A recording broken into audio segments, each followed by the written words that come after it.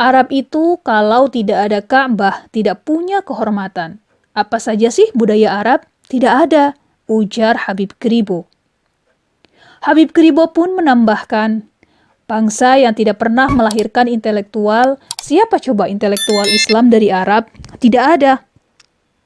Beberapa pernyataan di atas tersebut Habib Kribo sampaikan di dalam akun Twitternya pada Kamis 13 Januari 2022. Bagaimana kira-kira pandangan ulama Aswaja tentang hal ini? Abghadu ilahin sing ubida fil ardi niku hawan nafsi. Elek-eleke pangeran sing disembah manusa ning donya iku napa? Hawa nafsu. Kok ndak gimana coba? Kita nak nuruti hawa nafsu, kebaikan rival kita sampai ndak tahu.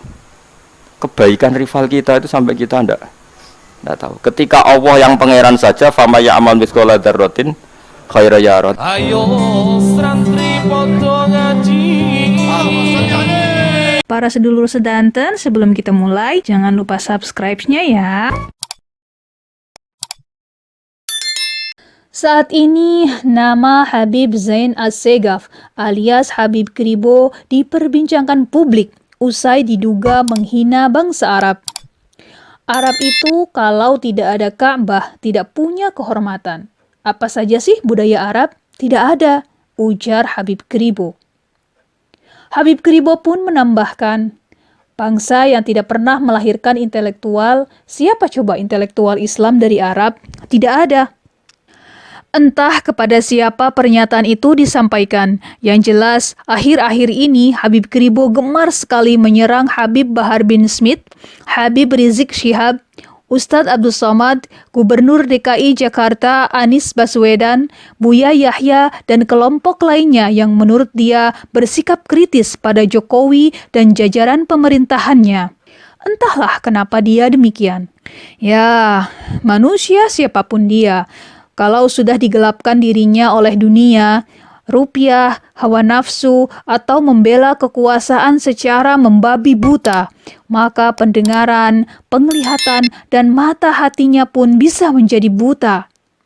Inilah yang disebut oleh Al-Quran kal-an'am balhum adal, seperti binatang ternak atau lebih buruk lagi. Terkait hal ini, mari kita simak apa yang disampaikan oleh Gus Baha berikut. Ya, jadi melane Nabi nate dawuh ta isa abdud dirham ta isa abdud dinar. Jadi pernah Nabi ngandani seorang sahabat yang sering perhitungannya itu uang di sana ini Nabi ta isa abdud dirham ta isa abdud dinar. Malah nak ning kitab-kitab Imam Ghazali luwih parah meneh. Dan saya percaya riwayat itu. Nabi nate ngendikan abghadu ilahin ubida fil ardi niku hawan nafsi. Niku dawuh pangeran, dawuh Kanjeng Nabi abghadu ilahin apa? Abghadu ilahin sing ubida fil ardi niku hawan nafsi. Elek-eleke pangeran sing disembah manusa ning donya iku napa? Hawa nafsu. Kok ndak gimana coba? Kita nak nuruti hawa nafsu, kebaikan rival kita sampai ndak tahu. Kebaikan rival kita itu sampai kita ndak tahu. Ketika Allah yang pangeran saja fama ya'mal mithqala dzarratin khairan yarah. Tapi kita baru kompetisi pilpres, pileg saja kebaikan lawan sudah ndak tahu, itu mesti nafsu. Tak jamin itu nafsu. Orang kok mungkin wis tak jamin 100% itu nafsu. Wong aku ora apik Mustofa. Ora gampang lho jegoten ngaji kok ngarep ngrungokno mesti ambisine ya mulang. Tapi dia ini so ngalahno nafsune ambisi terus gelem diulang, paham nggih? Kula kadang merasa takabur wong kok mulang Mustofa, jangan-jangan saya suul adab. Lha kula siap dijajal dekne mulang aku ya siap. Tapi sing ra ikhlas kan luwih akeh. Oh, ada demo nasional yakin. Jadi ndak gampang, Kang. Makanya zaman Nabi Sugeng itu kalau didik sahabat itu sampai nyuwun sewu pernah ada satu dialog sahabat yang nyuwun sewu orang rendahan, cara zahir orang rendahan digojlok mbek sahabat sing papan atas. Ketika digojlok terus Nabi duka sampai ngendikan innaka umruun fika jahiliyatun. Kamu kalau masih sering menyepelekan sahabat ini karena miskin, kamu itu ada jahiliyahnya. Itu sahabat yang tadi menyepelekan itu saya fawawah la arfa'an narokobati hatta tato'aha. Demi Tuhan saya tidak akan mengangkat kepala saya sehingga kamu menginjaknya. Itu di depan Nabi. Dan dia terlentang terus sampai orang yang dihina itu mau menginjak. Saking hadman pada hawa nafsunya. Jadi keangkuhannya untuk dihilangkan sampai dia siap diinjak kepalanya. Dan sumpah, fawwah la arfa'an narokobati hatta tatoha. Saya ada angkat rokobah dia wilayah seputar kepala. Sampai engkau yang menginjak. Akhirnya diinjak sama sahabat yang dihina tadi baru dia. Jadi dulu orang hadmun nafsi itu sampai seperti itu. Dan itu disebut Tuhan. Karena hakikatnya sama, kita tunduk sama Allah kan karena kita nurut. Nurut itu karena kalah. Saya ulang lagi ya, kita tunduk sama Allah nurut. Nurut itu karena kalah. Sekarang gue tunduk hawa nafsu berarti karena kalah. Berarti gue yang menuhankan hawa nafsu. Makanya bisa saja orang-orang seperti ini nyon sewu digiring ning pangeran itu dalam keadaan syirik. Padahal nak wis syirik kudu so sing enggak bisa dimaafkan. Itu cara ilmu tasawuf. Dan ini sah secara ilmu. Mergo ayat ara'aita manit takhudha ilahahu hawa. Apakah Muhammad kamu bisa berpendapat ngadepi wong sing dadekno hawa nafsune sebagai pangerane? Wis ra iso. Kanjeng Nabi sing kekasih pangerane ora iso mimpin wong sing dadekno hawa nafsu sebagai pangerane. Wah, angel kan. Kakean argumentasi. Ya coba guru-guru sing top saiki nginstrukseni alumni kon milih pilpres wae kangelan. Mergo wah Pak guru terlalu lugu, ora roh infone. Wong wis do keminter kabeh.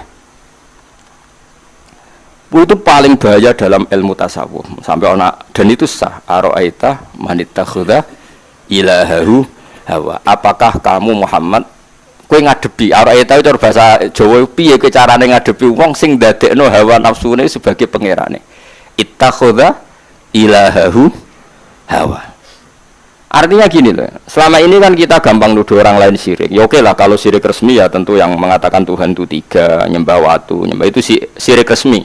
Ada KTP-nya, ada sertifikatnya, itu syirik-syirik yang resmi ya.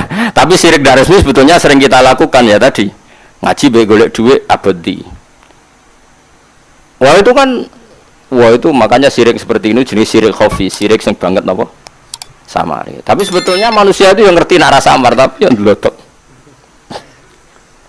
Lho kula nganti sakniki sering nunjuk sepuro bojo kula bukan karena saya ino iku mboten karena tadi justru ketika saya menang harus ada hadmun nafsi, nafsu kita harus kita kalahkan. Meskipun istri saya juga sering minta maaf saya karena tadi ini bukan urusan sok bijak tuh ndak. Kula biasa njuk sepuro anak kula Hasan nggih biasa kula. Bapak maafin ya tadi janji ndak itu. Karena apa? Ini hadmun nafsi apa? Hadmun nafsi mengalahkan apa? Hawa nafsi. Teman-teman, demikian indah bukan penjelasan dari Gus Paha tadi? Saya jadi teringat akan syair dalam qasidah Burdah. Imam Al-Busiri mengatakan, "Wan nafsu ka tifli in tuhmilhu syabba ala hubbir radai wa in taftimhu yunfatimi." Nafsu bagaikan bayi. Bila kau biarkan, maka akan tumbuh sampai remaja tetap suka menyusu. Namun bila kau sapih, maka ia akan berhenti sendiri. Jadi, dari syair di atas dan penjelasan dari Gus Paha tadi, fenomena Habib Kribo yang menghina Arab, menghina sesama saudara Muslim adalah fenomena ketika seseorang dikalahkan oleh hadzun nafsi sehingga mata, telinga, dan hati buta dalam sebuah kebaikan yang terdapat pada orang atau komunitas tertentu. Atau fenomena ini bisa juga disebut sebagai menempuh jalan hewan ternak. Bagaimana menurut teman-teman? Adakah pendapat yang lain? Monggo ditulis komentarnya di bawah ya. Ayo santri